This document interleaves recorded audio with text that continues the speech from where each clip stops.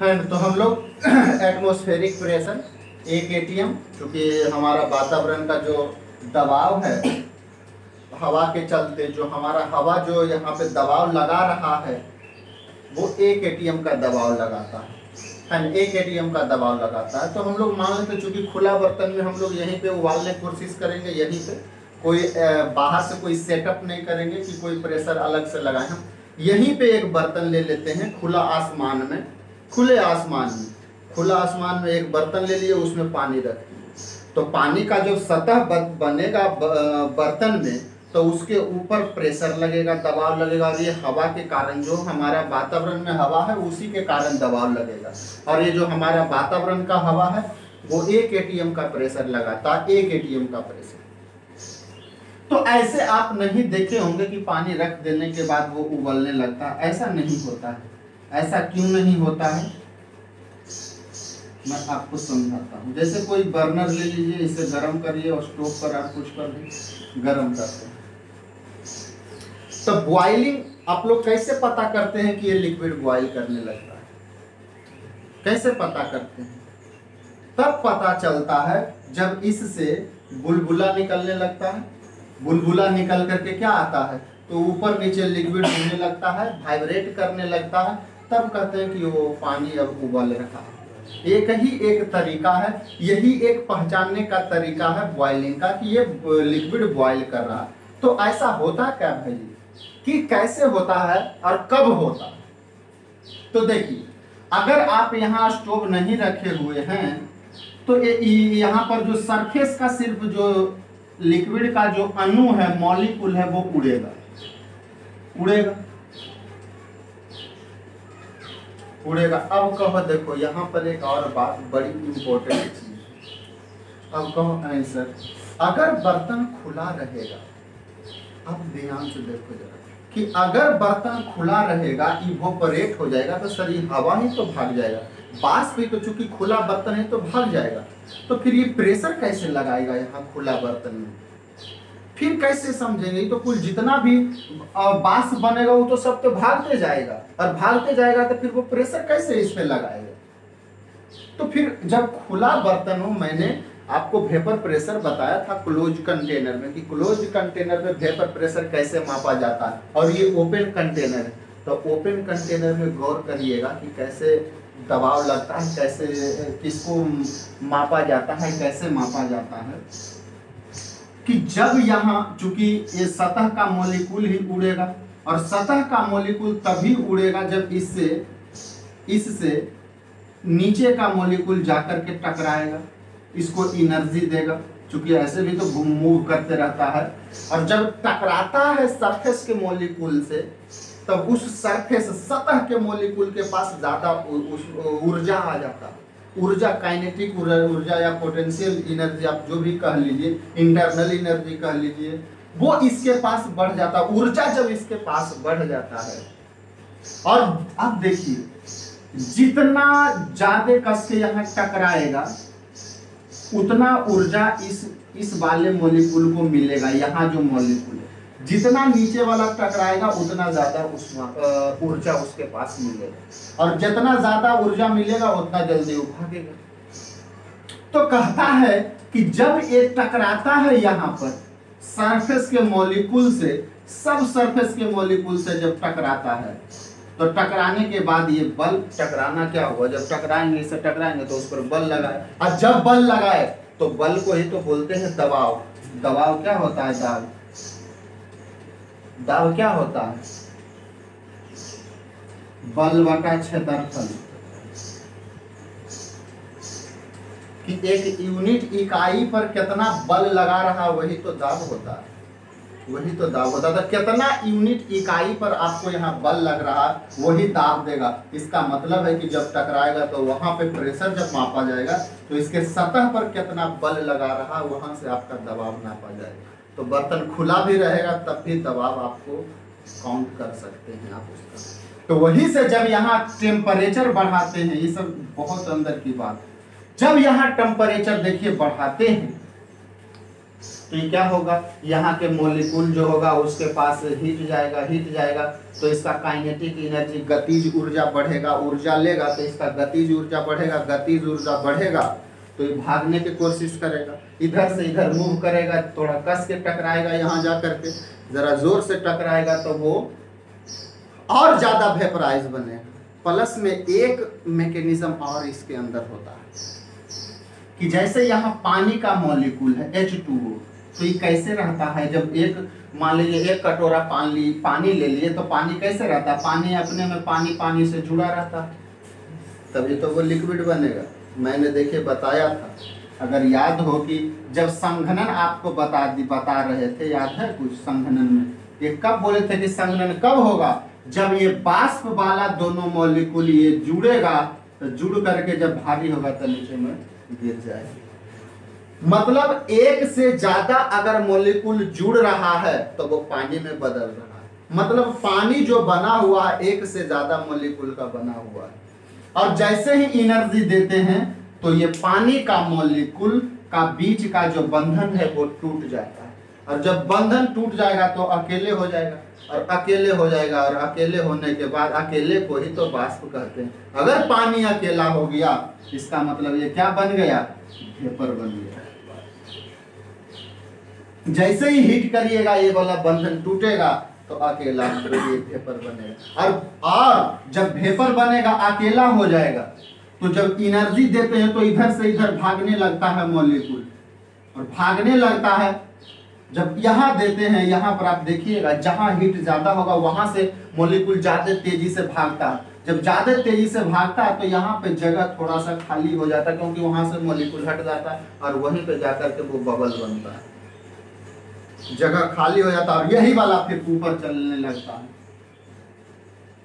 तो बबल का निर्माण होता है, बबल का निर्माण होता है। देखो कितना इंपॉर्टेंट बात है, यहाँ से हीट दीजिएगा टूटेगा तो जैसे ही ऊर्जा दीजिएगा तब भागेगा तेजी से, यहाँ से मॉलिक्यूल तो तेजी से भागेगा, तो यहाँ था मॉलिक्यूल, यहाँ था मॉलिक्यूल, यहाँ था, और आपने हीट दिया तो ये सब भागेगा यहाँ से तेजी से, क्योंकि यहाँ ऊर्जा, तो यहाँ पे जाकर के थोड़ा सा जगह खाली हो जाएगा, और वही तो बबल है।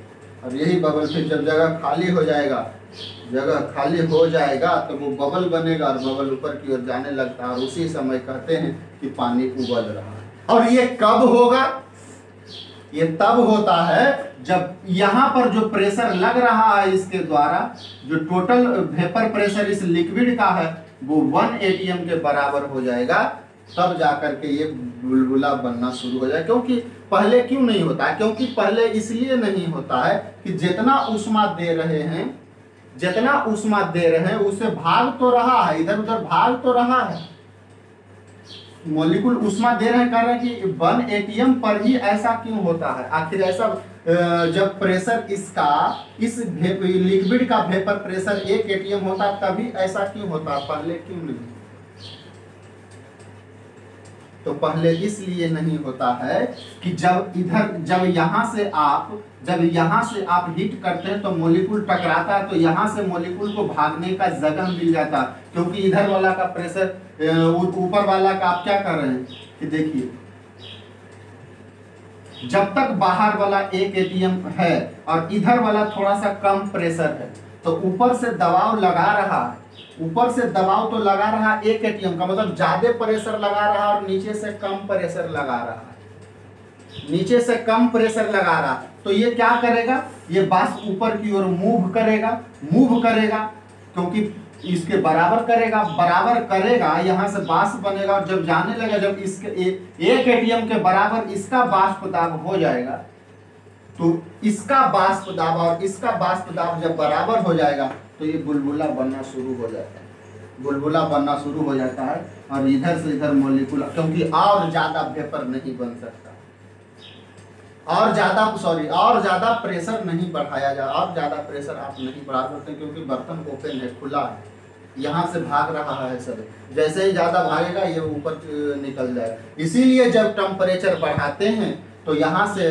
जो लिक्विड का है, जब टेम्परेचर बढ़ाइएगा तो यहाँ से सभी मॉलिक्यूल वेपराइज होकर के सभी बाष्प बन के ये सूखने लगता है धीरे धीरे, क्योंकि इसका दबाव ज्यादा हो जाता है तो इसको छोड़ करके भागने लगता है। लेकिन एक एटीएम पर क्या होता है, एक एटीएम पर जब प्रेशर बराबर हो जाता है तो यहाँ बुलबुला बनना शुरू हो जाता है। एक ऐसा नहीं है कि टेम्परेचर जब टेम्परेचर, जैसे मान लीजिए पानी का बात करिए, थोड़ा सा गौर से देखिए पानी का, तो एक एटीएम इसका प्रेशर 100 डिग्री सेंटीग्रेड पर होगा। 100 डिग्री सेंटीग्रेड पर जब 100 डिग्री इसका तापमान हो जाएगा तो यहाँ जो प्रेशर लग रहा है वो 1 एटीएम के बराबर हो जाता है। ये एक्सपेरिमेंट किया हुआ, प्रैक्टिकल किया हुआ, इसीलिए तो कहते हैं कि पानी का बॉइलिंग पॉइंट 100 डिग्री है। वो यहीं से कैलकुलेट किया गया कि कब यहाँ पे बुलबुला बनना शुरू होता है। तो 100 डिग्री पर बुलबुला बनना शुरू होता है जब एटमॉस्फेरिक प्रेशर 1 एटीएम। लेकिन जैसे ही आप यहाँ देखिए, मान लीजिए यहाँ तो करते हैं जैसे नॉर्मली हम यहाँ पर गर्म किए तो 100 डिग्री पर, लेकिन अगर मैं यहाँ किसी तरह से एडजस्ट प्रेशर अलग कर दूं 2 एटीएम, तो फिर 100 डिग्री पर ये नहीं उबलेगा। 100 डिग्री पर ये नहीं उबलेगा, फिर पानी को आप 100 डिग्री से ज़्यादा ले जाना पड़ेगा क्योंकि प्रेशर बढ़ गया। क्योंकि यहाँ प्रेशर बराबर करने के लिए आपको और हीट की ज़रूरत पड़ेगा, और ज़्यादा एनर्जी की ज़रूरत पड़ेगा, जिससे कि यहाँ प्रेशर 2 एटीएम के बराबर हो जाए। इसका मतलब है कि जो बॉइलिंग पॉइंट है वो निर्भर करेगा एक्सटर्नल प्रेशर पर, कि बाहर का तापमान, बाहर का दबाव कितना। अगर बाहर का दबाव 1 एटीएम है तो पानी अगर लीजिएगा तब वो 100 डिग्री पर उबालना शुरू हो जाएगा। इसका मतलब आप अब यहाँ से लिखना शुरू कर दीजिए, आगे से 2-4 लाइनें आप यहाँ लिख लीजिए बॉइलिंग के बारे में। एंड ये सब हम लोग कल थोड़ा सा देख लिए थे, थोड़ा सा और बता दी कि बबल कैसे फॉर्म होता है। बबल फॉर्म होता है जब वहाँ से मॉलिक्यूल भाग जाता है, हीट देते हैं तो, है ना, क्योंकि उसके पास काइनेटिक ऊर्जा हो जाता है।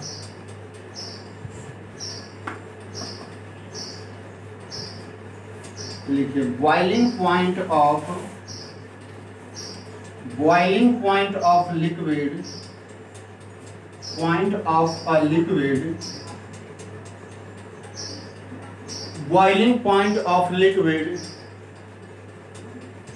boiling point of liquid is not same. It depends on external pressure. External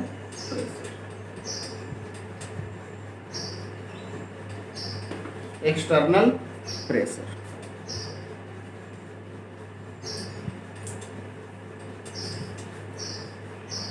है ना कि एक द्रव का क्वथनांक समान नहीं होता है। यह बाहर के दबाव पर या वाहितम दाब पर निर्भर करता है। यह वाहितम दाब पर निर्भर करता है। And if external pressure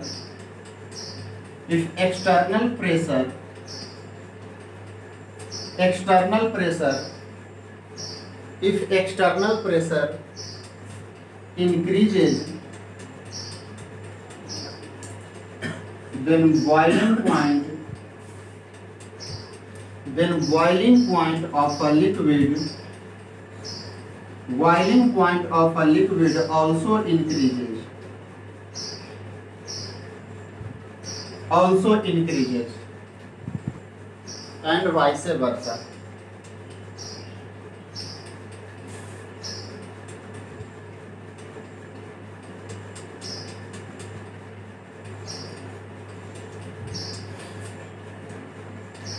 कहता है कि यदि बाह्यतम तापमान, मतलब बर्तन के बाहर का तापमान, लिख लीजिए, यदि बाह्यतम तापमान बढ़ाया जाता है या बढ़ाते हैं तो द्रव का क्वथनांक, यदि बाह्यतम दबाव बढ़ाते हैं तो द्रव का क्वथनांक भी बढ़ता है।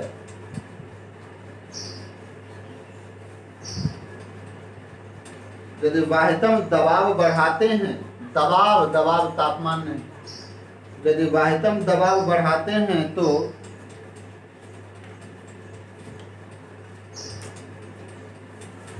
द्रव का क्वथनांक भी बढ़ता है और उसके उल्टा भी, वाइस वर्सा मतलब उसके उल्टा।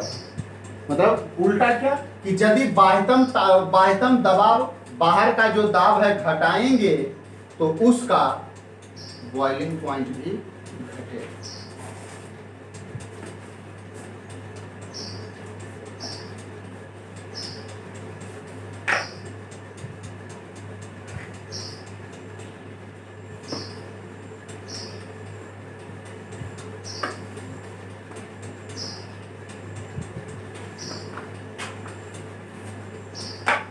तो हम लोग दो चीज देखे, ध्यान से जरा देखिए। एक हम लोगों ने देखा है इवापोरेशन,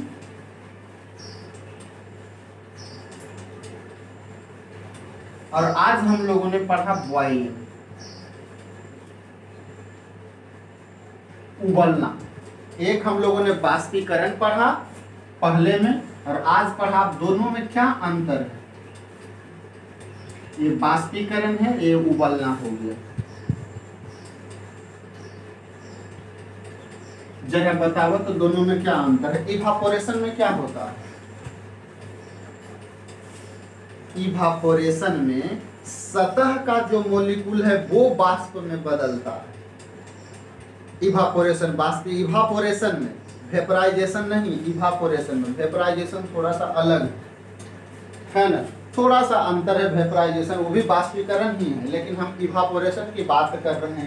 इवापोरेशन, दोनों में क्या अंतर है? तो ये क्या है, इसमें सतह का मॉलिक्यूल वाष्प में बदलता है, लेकिन इसमें अंदर का मॉलिक्यूल भी वाष्प में बदलता है। अंदर का मॉलिक्यूल भी वाष्प में बदलता है, क्योंकि इतना तापमान, उसके पास इतना ऊष्मा दे देते हैं कि वो मॉलिक्यूल के बीच का बंधन तोड़ देता है, और जब एक वो अलग हुआ तो वो तो वाष्प में बदल जाएगा और जगह खाली हो जाएगा, तब बुलबुला बनेगा।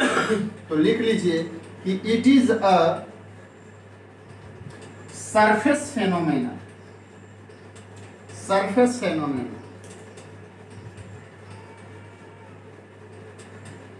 है, जबकि ये बॉइलिंग जो है बल्क फेनोमेना है। It is a bulk phenomena.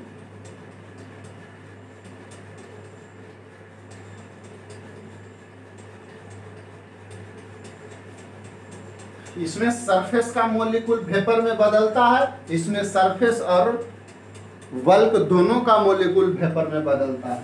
तो दूसरा पॉइंट लिख लीजिए। तो इसमें लिख लीजिए, ये समझ गए लो ना कि यह एक सरफेस प्रक्रिया है।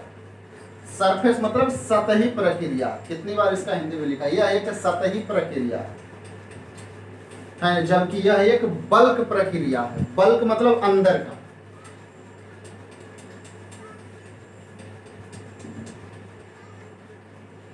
सरफेस मॉलिक्यूल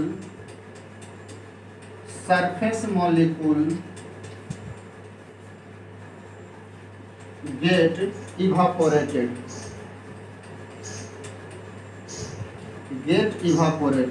इसमें सिर्फ सरफेस मॉलिक्यूल मतलब सतह का अणु इसमें बाष्पीकृत होता है।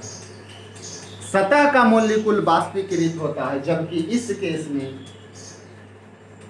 Surface and bulk both molecule, surface and bulk both molecules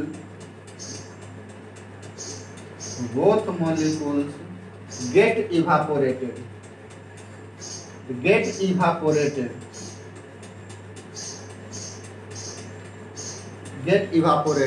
Surface and bulk both molecules get evaporated.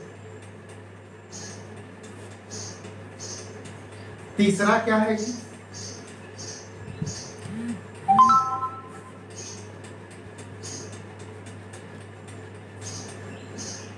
तीसरा क्या है?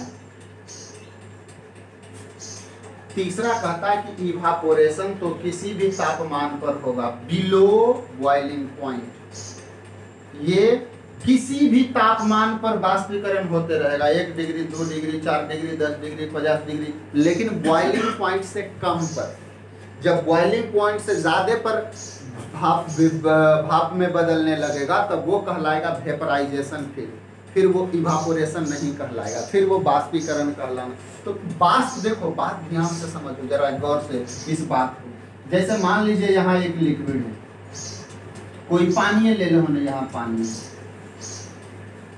अब चूंकि मैंने बताया इवापोरेशन की, अगर आप इसको ऐसे भी रख दीजिएगा तो वो सूख जाता है 2-3 दिन में। ऐसा क्यों होता है? क्योंकि सरफेस का मॉलिक्यूल बाष्प में धीरे धीरे बदलते रहता है, धीरे धीरे बाष्प में बदलते रहता है। आप ऐसे भी एक कटोरा पानी रख दो, 5-10 दिन के बाद वो सूख जाएगा। वो ऐसा क्यों होता है? इवापोरेशन के कारण। क्योंकि इवापोरेशन किसी भी तापमान पर होता है और उसमें चूंकि उतना दिन इसलिए लगता है 4-5 दिन, क्योंकि इवापोरेशन में सिर्फ सरफेस का मॉलिक्यूल बाष्पीकृत होता है। तो सरफेस का मॉलिक्यूल पहले भागेगा, तो फिर सरफेस वाला जो है, जैसे मान लीजिए पहला सतह वाला भागेगा, फिर दूसरा सतह वाला भागेगा, पहला वाला भागेगा तो फिर दूसरा वाला भागेगा। इस कारण इससे क्या होता है कि थोड़ा सा टाइम लगता है, तो 4-5 दिन लग जाता है। तो इस प्रक्रिया को बोलते हैं इवापोरेशन। लेकिन जब आप इसे गर्म कर रहे हैं और ये बॉयल करने लगा 100 डिग्री के बाद,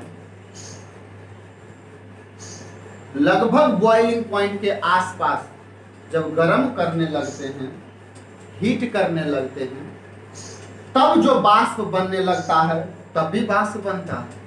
तो उस केस में उसको बोलते हैं वेपराइजेशन, इवापोरेशन नहीं। नाम यहाँ बदल जाएगा, वेपराइजेशन। हिंदी दोनों का बाष्पीकरण ही, बाष्पीकरण ही हिंदी है, लेकिन इंग्लिश अलग अलग है। इवापोरेशन होगा बिलो बॉइलिंग पॉइंट, और जो बाष्पीकरण होगा ज्यादातर कहते हैं उसको बॉइलिंग पॉइंट के आसपास, बॉइलिंग पॉइंट पर या बॉइलिंग पॉइंट के बाद। क्योंकि बॉइलिंग पॉइंट के बाद तो फिर वो तो टेम्परेचर तो बढ़ता नहीं है ना। बॉइलिंग पॉइंट पर जब वेपराइजेशन बाष्प में बदलता तब वह कहलाता है वेपराइजेशन, और बिलो बॉइलिंग पॉइंट कहता है इवापोरेशन। तो जो इवापोरेशन होगा वो बॉइलिंग पॉइंट, क्वथनांक जो तापमान है, जैसे 100 डिग्री पानी का, तो 100 डिग्री से नीचे ही पर जो होगा उसे बोलेंगे इवापोरेशन, है ना। तो it occurs below boiling point,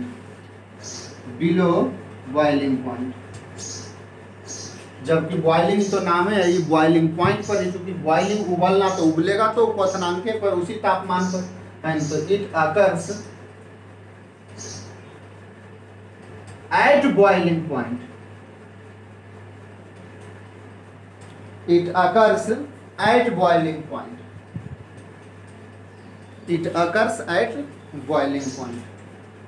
Hindi हो जाएगा कि यह बॉइलिंग पॉइंट से नीचे होता है, और ये बॉइलिंग पॉइंट मतलब क्वथनांक, यह क्वथनांक से नीचे होता है और ये क्वथनांक पर होता है। बॉइलिंग क्योंकि क्वथनांक पर होता है।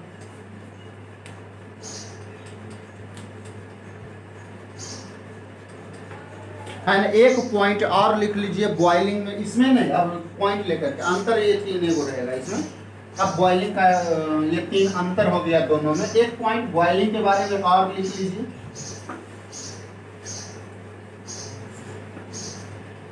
जरा मजेदार है, समझिए।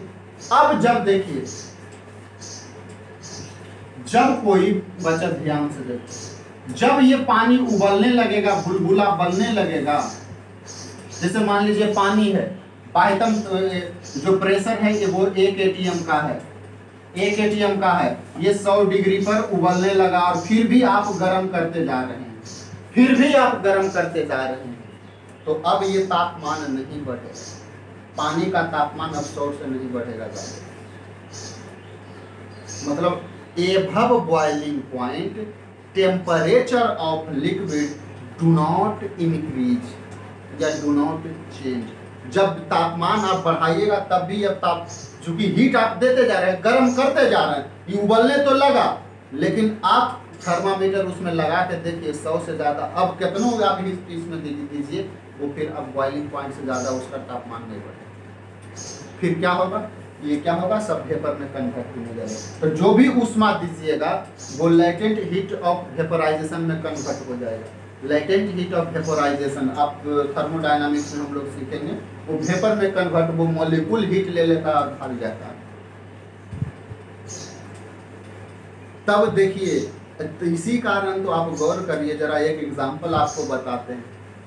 और लेटेंट हीट, अब देखिए पानी तो नहीं ले रहा है, अब हीट तो पानी नहीं ले रहा है, पानी का मोलिक्यूल तो अब उसका तापमान नहीं बढ़ रहा, लेकिन ये वाष्प का तापमान अभी भी बढ़ रहा है, क्योंकि ये जो हीट दे रहे हैं वो वाष्प में जा रहा है, वाष्प के मोलिक्यूल इस ऊष्मा को ले रहा है, पानी का नहीं। इसीलिए आप गौर करिए, एक पानी उबलता हुआ है, उसमें आप उंगली डाल करके देखिए, और एक जो फूला हुआ रोटी है जरा उसमें उंगली डाल करके देखिए, केकरा में ज्यादा जलेगा,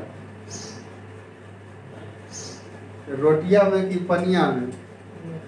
रोटिया में ज्यादा जलेगा, क्योंकि इसके अंदर वाष्प बना हुआ है और उसके पास ऊष्मा का संचार, वो ज्यादा ऊष्मा संग्रहित किए हुए है, पानी से ज्यादा वाष्प किए हुए संग्रहित, इसीलिए आपको ज्यादा इसमें हीट लगेगा और जलेगा आपको भी ज्यादा, पानी से ज्यादा जलेगा इसमें, इसीलिए क्योंकि लैटेंट हीट वेपर का ज्यादा होता है पानी से।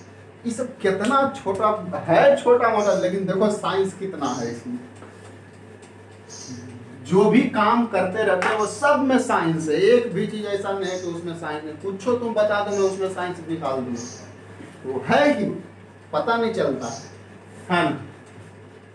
हाँ तो लिख दो, above boiling point temperature of liquid, above boiling point temperature of liquid does not change, does not change, does not change। तो एक बात तो आप गठरी बांध करके रख लीजिए, है ना, एभव बॉइलिंग पॉइंट मतलब क्वथनांक के ऊपर, है ना, द्रव का तापमान नहीं बदलता है, द्रव का तापमान नहीं बदलता है, द्रव का तापमान नहीं बदलता है। तो एक बात आप गठरी में बांध लीजिए, क्या बांधिएगा कि जो बॉइलिंग पॉइंट है, दैट इज, जरा गौर से समझिए, बॉइलिंग पॉइंट है क्या? एक टेम्परेचर है जिस पर कोई भी द्रव उबलता है।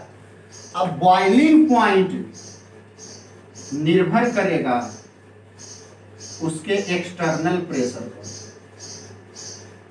किस पे जी?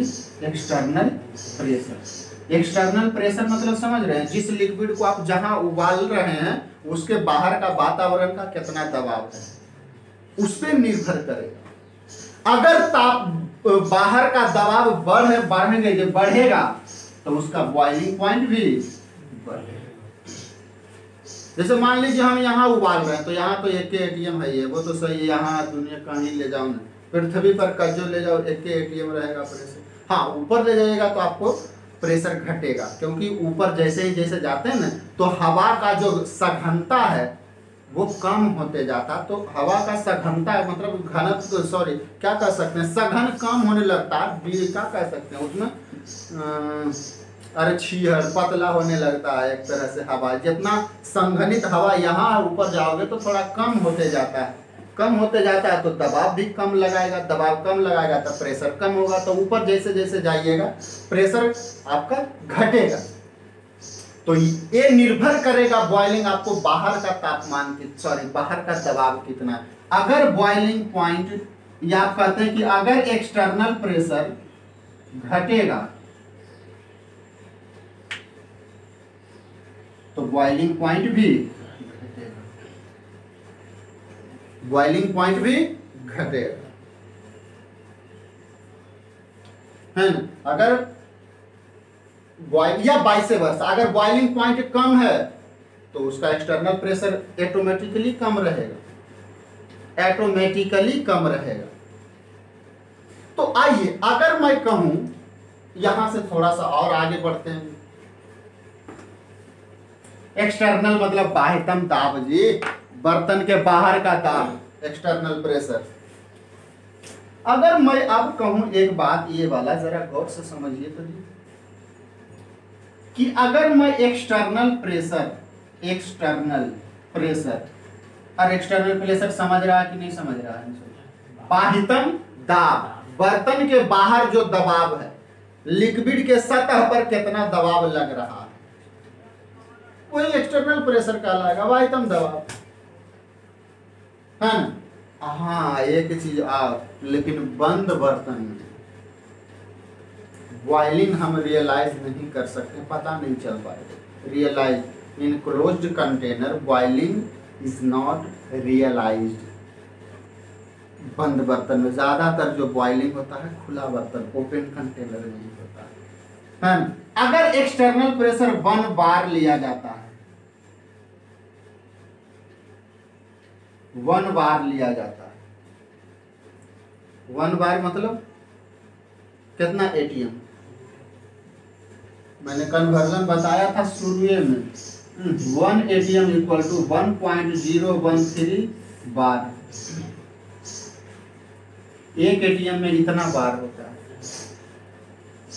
तो बताओ कौन बड़ा, एटीएम बड़ा कि बार बड़ा? एटीएम बड़ा कि बार बड़ा? नहीं भाई, कैसे हम संख्या नहीं, संख्या हटा कर पूछेंगे कि बताओ एटीएम बड़ा कि बार बड़ा? जय एटीएम बड़ा। बताओ तो ये 1.5 बार के बराबर एक के एटीएम है, मान के चलो हैं। 1.5 बार मतलब सोच लो 1 पॉइंट समथिंग, मतलब सोच लो 1.2 बार के बराबर एक के, मतलब तोरा नियन 2 के बराबर हम अकेले, तो हम बढ़ गए कि तू बढ़ गए? हम बढ़ गए। यही बात है, एटीएम यहाँ बड़ा हो जाएगा। तो कहता है कि अगर 1 बार है तो 1 बार अगर वो एक्सटर्नल प्रेशर है तो उस बॉइलिंग पॉइंट का एक नाम है जिसे बोलते हैं स्टैंडर्ड बॉइलिंग पॉइंट।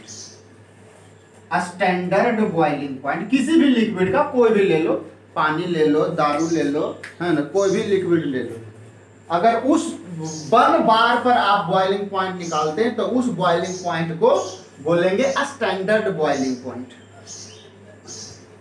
अगर एक्सटर्नल प्रेशर 1 बार ले लेते हैं, है ना, एक्सटर्नल प्रेशर अगर 1 बार ले लेते हैं तो उसे बोलेंगे स्टैंडर्ड बॉइलिंग पॉइंट। ये है आपका एक्सटर्नल प्रेशर, एक्सटर्नल प्रेशर 1 बार है ना। अगर मैं एक्सटर्नल प्रेशर 1 एटीएम ले लूं तब इसे क्या बोलते हैं? 1 एटीएम लेंगे तो मैंने बताया है कल, अरे normal boiling point, normal boiling point इसे बोलेंगे। सामान्य क्वथनांक, सामान्य क्वथनांक। अगर मान लो कोई भी प्रेशर ले लो, एनी प्रेशर, इन दोनों को छोड़ के कोई भी 2 एटीएम 3 एटीएम 4 एटीएम पर उस पर बॉइलिंग पॉइंट निकालो, एनी प्रेशर, तब उसको नॉर्मल बोलेंगे, सिर्फ बॉइलिंग पॉइंट, सिर्फ बॉइलिंग पॉइंट बोलेंगे, सिर्फ बॉइलिंग पॉइंट बोलेंगे उसे। 2 क्लास खाली देखो बॉइलिंग पढ़ाने में लग गया। आइए कुछ क्वेश्चन करते हैं इसको, है ना, बॉइलिंग पर चलिए कुछ क्वेश्चन कर लेते हैं। 1-2 क्वेश्चन लेकर लेते हैं।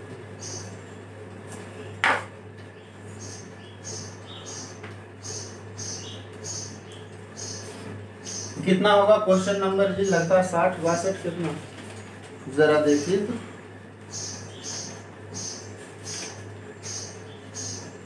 जल्दी, उतना टाइम नहीं, उतना रुकते रहे।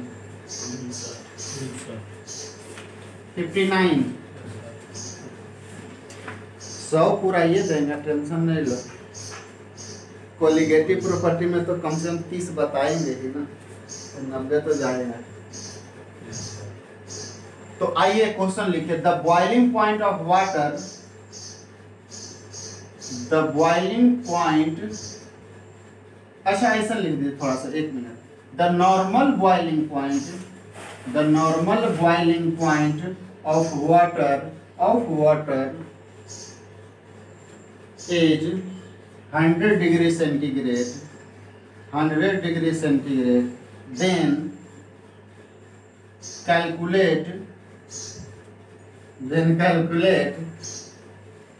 calculate vapor pressure then calculate vapor pressure of water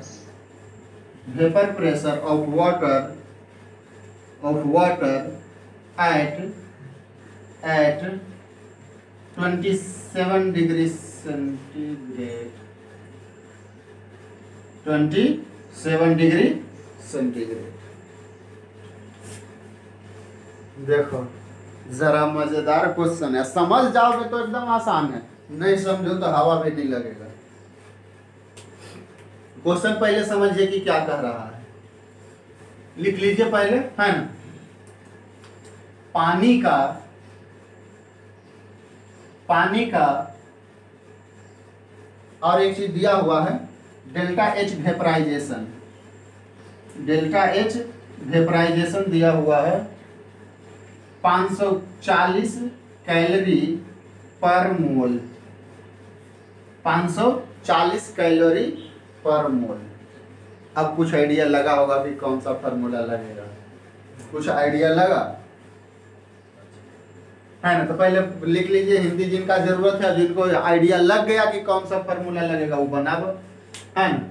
लिखिए पानी का सामान्य क्वथनांक 100 डिग्री होता है, पानी का सामान्य क्वथनांक 100 डिग्री सेंटीग्रेड होता है।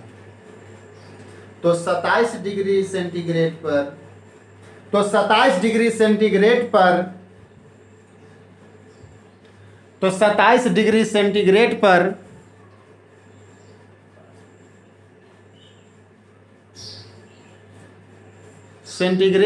पानी का वाष्प दाब ज्ञात करें, पानी का वाष्प दाब ज्ञात करें।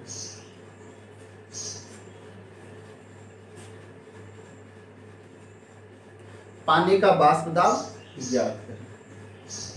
कुछ समझ में आई? देखो आइए मैं बता देता हूँ, एक मैं बता देता हूँ। आपको कुछ नहीं ज्यादा समझ में आ रहा था तो डेल्टा एच वेपराइजेशन से आपको समझ में आ जाना चाहिए था कि इसमें कौन सा फॉर्मूला से निकालेंगे। अच्छा बताइए, बॉइलिंग पॉइंट कितना दिया हुआ? 100 डिग्री सेंटीग्रेड, मतलब टेम्परेचर इसका कितना दिया हुआ?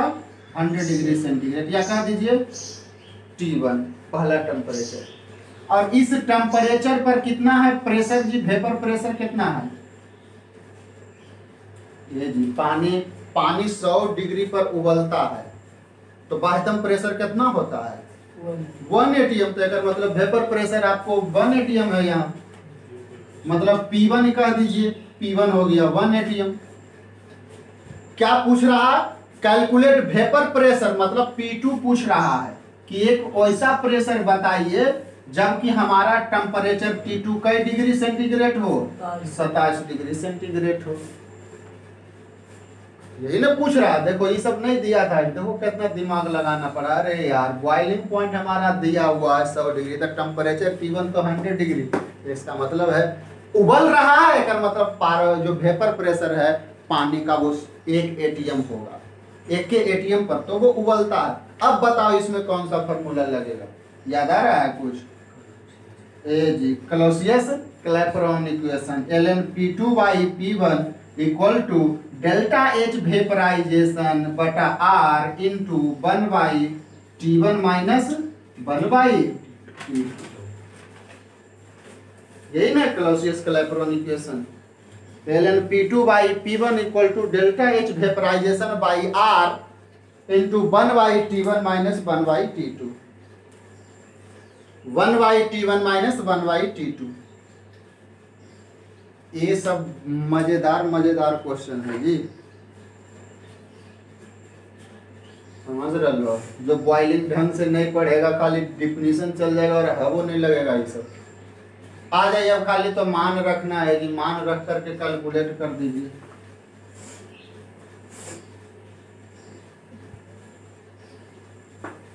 आइए कहते हैं तो मैं सोल्व भी कर देता हूँ, थोड़ा दूर कर देता हूँ सोल्व, फिर आप लोग कर लीजिएगा। रख दीजिए, ln को लॉग में बदल दीजिए तो 2.303 इंटू लॉग P2 क्या निकालना है जी? P1 कितना दिया हुआ है? 1 atm equal to delta H vaporisation कितना दिया हुआ 540 कैलोरी पर मोल, और आर का वैल्यू कैलोरी में कितना होगा 2, तो 540/2। अब 1/T1 टेम्परेचर एक दिया हुआ कितना जी 100 डिग्री सेंटीग्रेड, केल्विन में बदलिए, ओए केल्विन में बदलना है, यहाँ वैल्यू केल्विन में निकलता है, तो 100 डिग्री सेंटीग्रेड है तो उसको केल्विन में बदलिएगा तो 273 क्या करना पड़ेगा, जोड़ना पड़ेगा, तो जोड़िएगा तो कितना हो जाएगा 373 माइनस 1/T2 कितना दिया हुआ है जी 27 डिग्री सेंटीग्रेड, इसमें कितना जोड़िए 273 जोड़िएगा तो कितना आएगा शायद 300, तो 1/300। अब इसको हल कर दीजिए, जो आपका P2 आएगा वो आंसर हो जाएगा।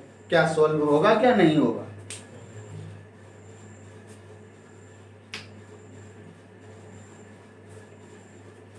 चलिए थोड़ा दूर और मैं कर देता हूं, और लॉग का वैल्यू चूंकि मैंने लिखा दिया है, लॉग 1 2 3 4 5 जितना है उतना सबका मान निकालने के लिए मैंने सिखा दिया था, है ना, कि कैसे लॉग का वैल्यू निकाला जाता है।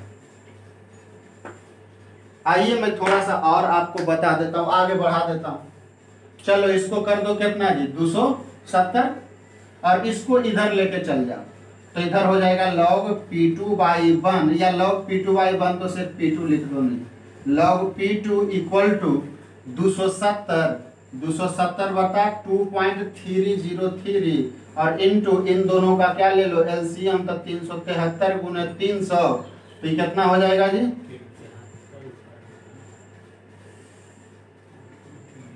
300 माइनस 73।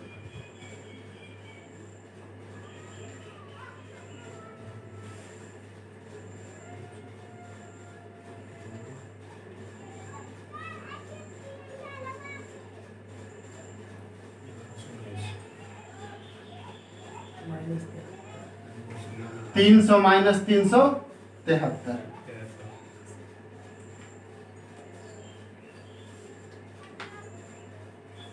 निकाल निगेटिव में आएगा, निगेटिव में आ जाएगा, 300 में से 73 घटे हो तो निगेटिव में माइनस 73 आ जाएगा, है ना। तो log P2 इक्वल टू 2.3 लिखा ना, 2.3 से काट दे, तो 2.3 से काट दीजिएगा तो ये हो जाएगा 2700/23 गुने लगभग कर दो, एक कर दो 73/373 गुने 300, ये कट जाएगा 9 हो जाएगा, है ना, माइनस आगे रहेगा, है ना, माइनस। तो log P2 तो 9 को 73 से गुना करिए तो 9 तिया 27, और बाकी 2 9 से 63 है 2 65, अब बटा 23 गुने 373, 23 गुने 373 भागा दीजिए, कितना आएगा माइनस में समथिंग x आएगा, तो यहाँ से P2 दोनों दने एंटी लॉग ले लीजिएगा, तो एंटी लॉग लीजिएगा तो यहाँ P2 हो जाएगा, और यहाँ एंटी लॉग माइनस x हो जाएगा, एंटी लॉग माइनस x हो जाएगा। फिर माइनस का एंटी लॉग कैसे निकाला जाता है, मैंने पढ़ा दिया है शुरू में कि माइनस का एंटी लॉग कैसे निकाला जाता है ना। अगर नहीं बुझाएगा तो फिर मैं आपको समझा दूंगा। जो भी ये गुना भागा करके आएगा वो यहाँ आएगा।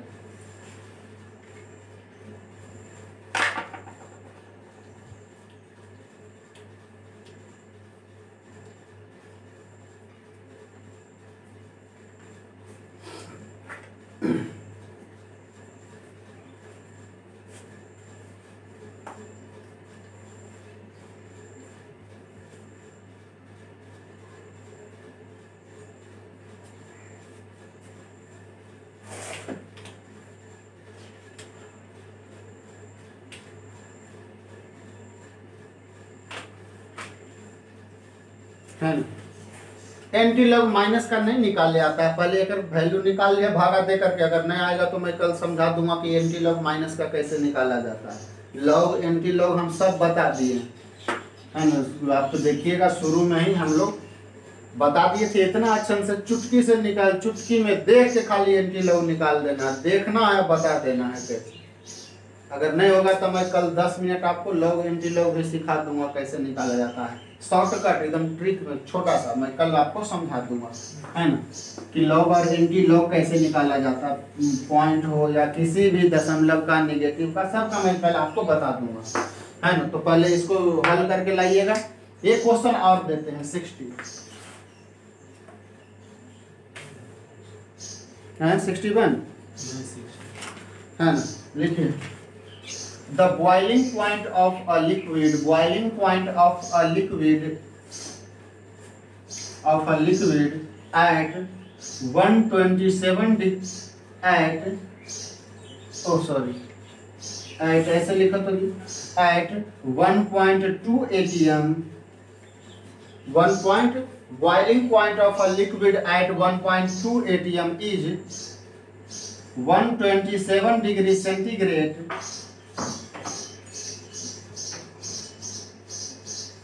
127 degree centigrade.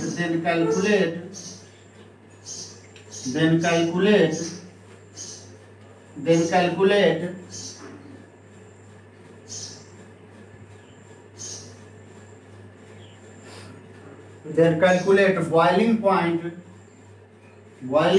of a liquid at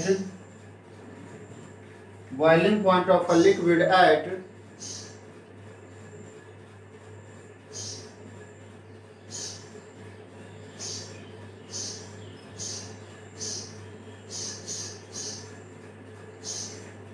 0.6 atm, 0.6 atm।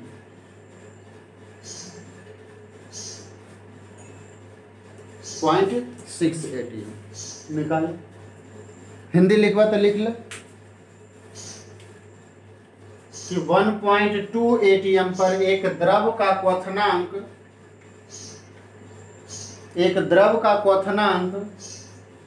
बनावट जिनका समझ में आ गया 127 डिग्री सेंटीग्रेड है, तो 0.6 atm पर द्रव का क्वथनांक ज्ञात करें।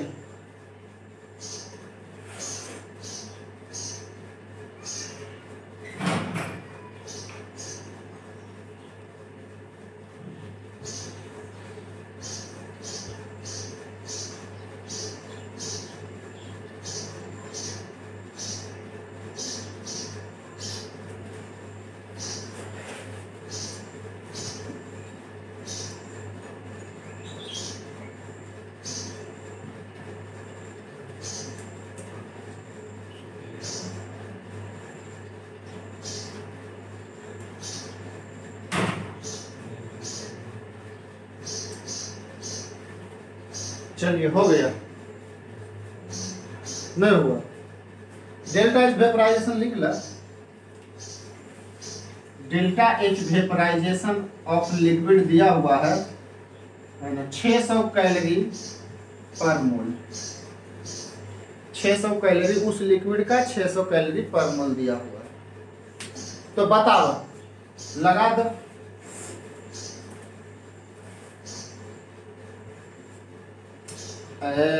लगा दो,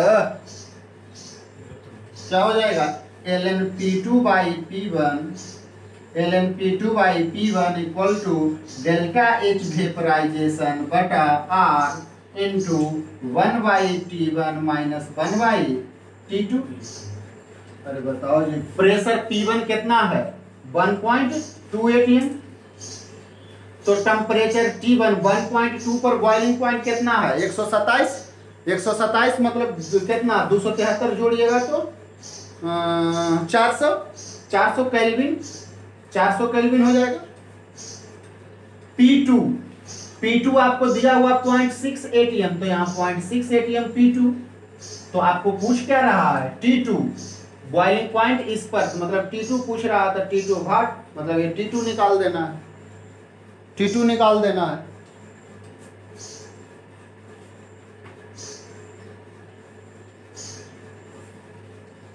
T2 निकाल देना है। आइए log ln P2 हो गया आपका 0.6, P1 हो गया 1.2 equal to delta H vaporisation हो गया 600 अब बटा आर का वैल्यू कैलोरी में, चूंकि डेल्टा एच वेपराइजेशन कैलोरी में दिया हुआ है तो आर का वैल्यू भी कैलोरी में 2 होता है। तो यहाँ 600/2 इंटू 1/T1, 1/T1 400, तो 1/400 माइनस 1/T2, T2 तो निकालना ही है। 1 दशमलव से 1 दशमलव कैंसिल,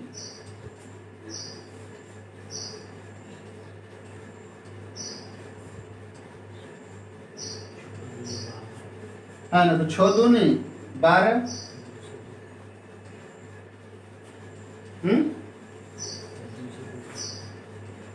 लॉग में मर दे इसको, इन्हें उन्हें कहाँ ले जाओगे, लॉग से थोड़े ना काटोगे, ये अलग चीज है। लॉग के अंदर वाला से रखे तो काट सकता। हाँ तो ये हो जाएगा 2 से ऊपर कट जाएगा,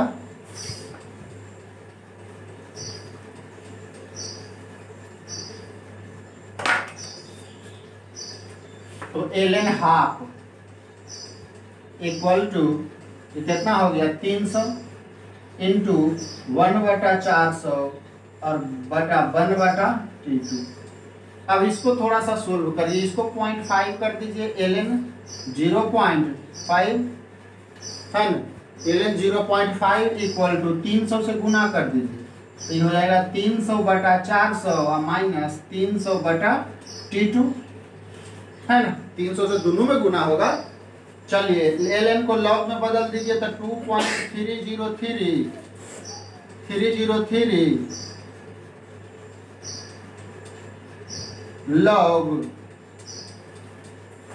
लॉग अच्छा हाफ क्वेश्चन कर दो ना, log 1 माइनस log 2, एरा ऐसे कर दो, सबसे आसान, एरा हाफ को हाफ रह दीजिए, आसान हो जाए, log 1 माइनस log 2 ऐसे कर दीजिए, क्योंकि देखो ना भागा में है ना जी, तो भागा में है तो माइनस में हो जाता है ना, लॉग का रूल है। इक्वल टू ये हो जाएगा 3/4 माइनस 300/T2।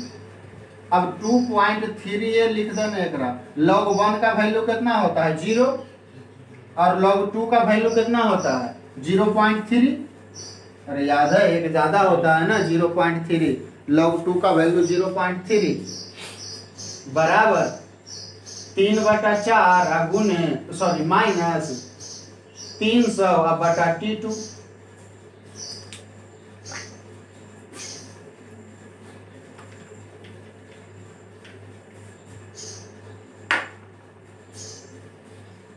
हल करिए, ये 0 में से तो माइनस में हो जाएगा, 2.3 को गुना कर दीजिए तो 63 आपका अंक के बाद दशमलव, 2 अंक के बाद दशमलव, तो 0.69 इक्वल टू माइनस में अब बटा हो जाएगा 3/4 और माइनस 300/T2। अब इसको इधर लेकर के चले जाइए, तो इसको प्लस में है ये, तो इधर आकर के माइनस में, तो इसको ऐसा कर दीजिए जी 0.69 है ना, तो लगभग 7 कर दो, तो माइनस 0.7 इसको कर दीजिए और दशमलव हटा दीजिए, डायरेक्ट दशमलव हटे वो तो कितना हो जाएगा नीचे में 10, अरे एक अंक के बाद दशमलव, और ये प्लस में 3/4 इधर आकर के माइनस में 3/4 और इधर बच जाएगा, गुजरा नहीं रहा है ज्यादा।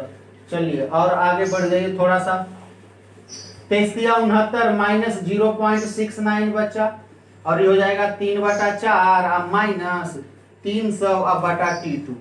अब इसको 0.7 लिख दीजिए, बचा था माइनस 0.7 और दशमलव हटा दीजिए, इसको 0.7 है ना, यहीं पे दशमलव हटा दीजिए तो नीचे में क्या आ जाएगा 10, और प्लस में तो माइनस में इधर 3/4 कर दीजिए, और इधर जो बचा ये बचा कितना माइनस 300/T2 बच गया, माइनस 300/T2 बच गया। अब सोल्व कर दीजिए इसको आगे थोड़ा सा, है ना, तो आइए एलसीएम लीजिए, एलसीएम कितना होगा 20, एलसीएम हो जाएगा 20, तो 10 दूना ही 20, तो माइनस कितना हो जाएगा 14, और ये कितना हो जाएगा 4 × 5 = 20, तो 5 × 3 = 15 माइनस 15 बोलो इक्वल टू माइनस 300/T2। जोड़ दीजिए फिर से माइनस 29 आ जाएगा, तो minus 29/20 equal to minus 300/T2, minus से माइनस कैंसिल,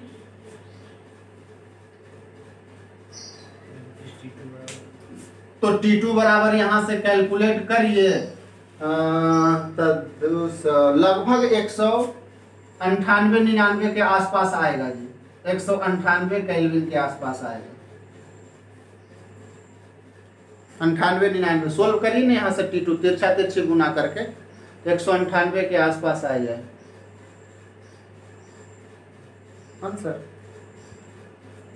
केल्विन में वो भी, डिग्री सेंटीग्रेड में नहीं, क्योंकि यहाँ T2 सब केल्विन में बदला हुआ, तो वो आंसर केल्विन में। अगर डिग्री सेंटीग्रेड में बदलना है तो आपको 273 उसमें 200 इसमें 273 घटाना पड़ेगा, तब डिग्री सेंटीग्रेड में आपको बदल जाएगा।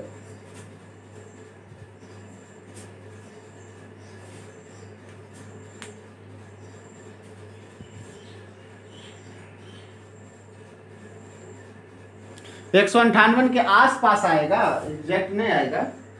मैंने देख लिया, अगर है कि नहीं के पास मोबाइल तो कैलकुलेट कर दो फटाक से, है ना। 300 गुने 20/29 खत्म बात।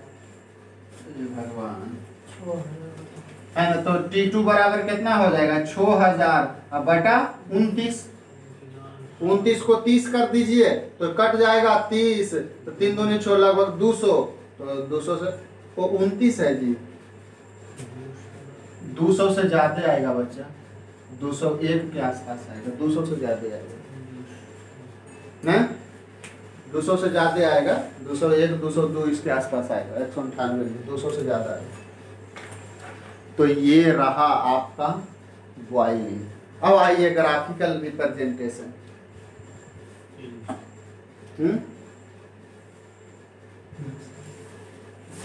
ग्राफिकल रिप्रेजेंटेशन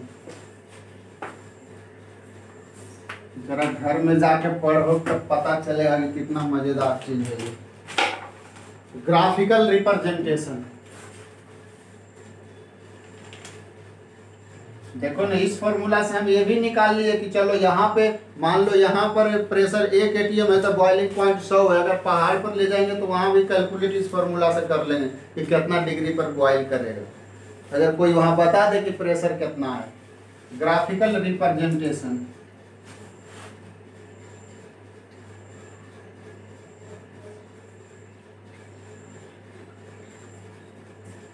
ग्राफिकल रिप्रेजेंटेशन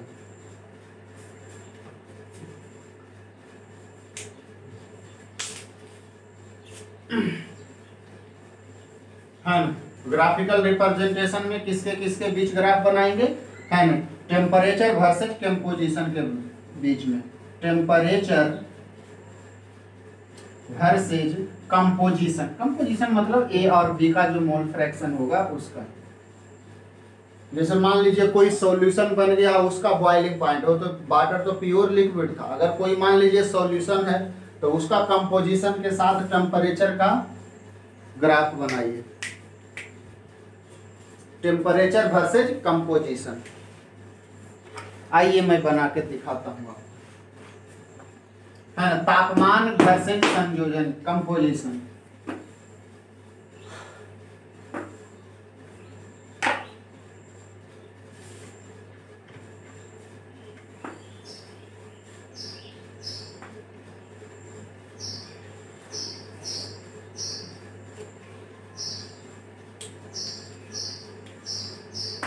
यहाँ mole fraction of mole fraction,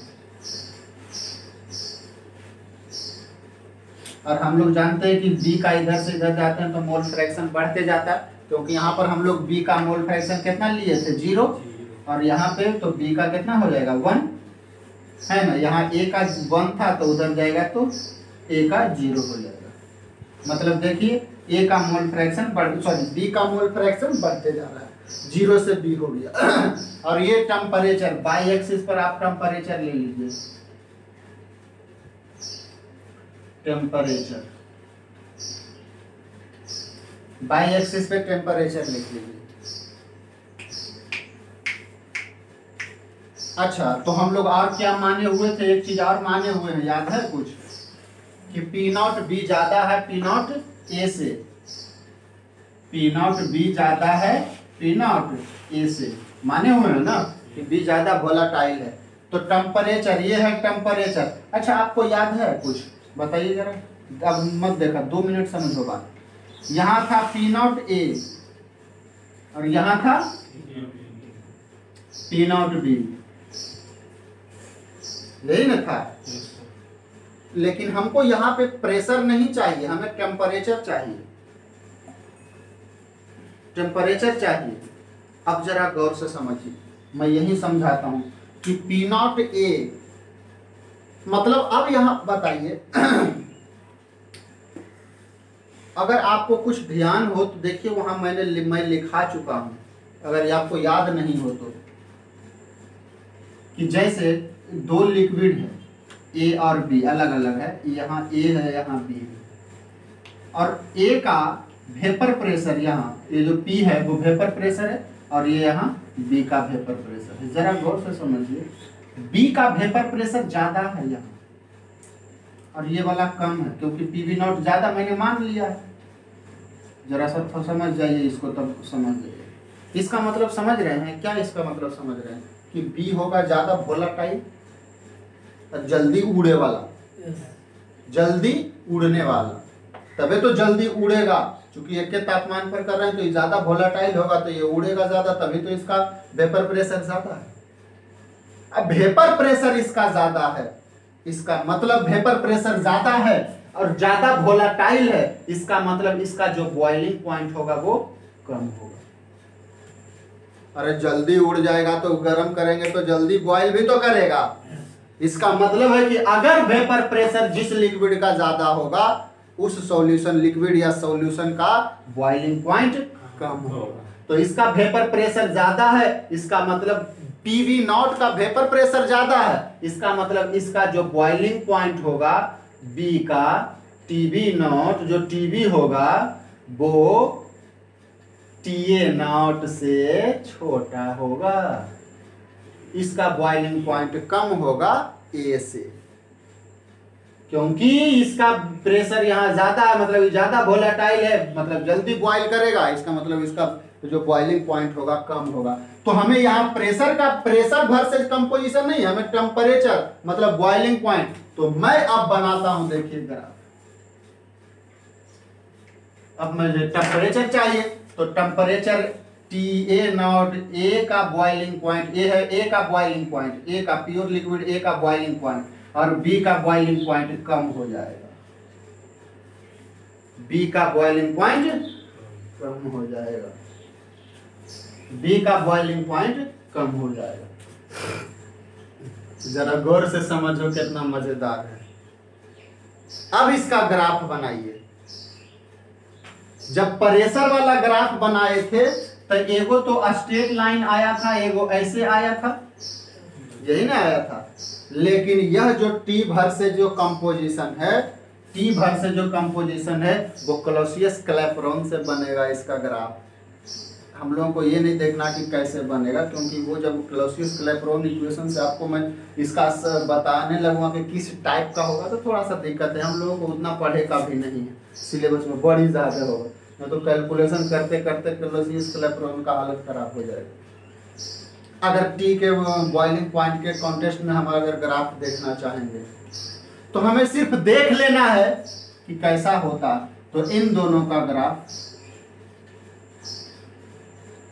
ये हो जाएगा आपका, ऊपर वाला हो जाएगा वेपर का कर्व और नीचे वाला हो जाएगा लिक्विड का कर्व। ये हो जाएगा वेपर वाला कर्व, वेपरस मतलब बास वाला कर्व, वेपरस कर्व, और ये हो जाएगा लिक्विडस कर्व।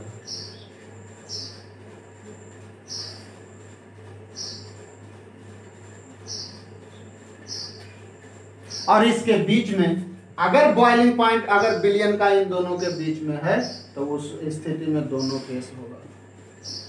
अच्छा जरा गौर करिए, जरा गौर करिए, जब हम लोग प्रेशर वाला बनाए थे तो ऊपर में लिक्विड आता था और नीचे वाला वेपरस कर्व था, उल्टा था उसमें, ऊपर वाला लिक्विडस कर्व होता था, नीचे वाला वेपरस कर्व। क्यों? और इरा में उल्टा कैसे, देखो ना जरा ध्यान दीजिए ना, नीचे से ऊपर जाते हैं तो टेम्परेचर क्या होगा, बढ़ेगा, तो जब टेम्परेचर बढ़ाइएगा तो लिक्विड से वेपर में बदलेगा कि वेपर से लिक्विड में बदलेगा? जब टेम्परेचर किसी विलयन का आप बढ़ाइएगा तो वह लिक्विड से वेपर जाएगा कि वेपर से लिक्विड में जाएगा? इसीलिए तो नीचे से जैसे ही टेम्परेचर बढ़ाइएगा तो नीचे ही पूरा का पूरा एरिया लिक्विड है, और जैसे ही आप टेम्परेचर बढ़ाते जाइए बढ़ाते जाइए बढ़ाते जाइए बढ़ाते जाइए और यहाँ आइएगा तब बॉईल करना शुरू कर देगा। अब बॉईल करना शुरू कर देगा और यहाँ जब थोड़ा सा और होगा इस कंपोजिशन पर पूरा का पूरा, फिर ऊपर जैसे ही जाएगा पूरा का पूरा वेपर बन जाएगा, है ना। तो इसको मान लीजिए कि ए है, ये बी है और ये सी है। मतलब टेम्परेचर बढ़ाइएगा तो लिक्विड से वेपर धीरे धीरे में कन्वर्ट होने लगेगा। तापमान, पहले तो तापमान बढ़ेगा, फिर तापमान बढ़ते बढ़ते कुछ ऐसा समय आएगा, देखो यहाँ पे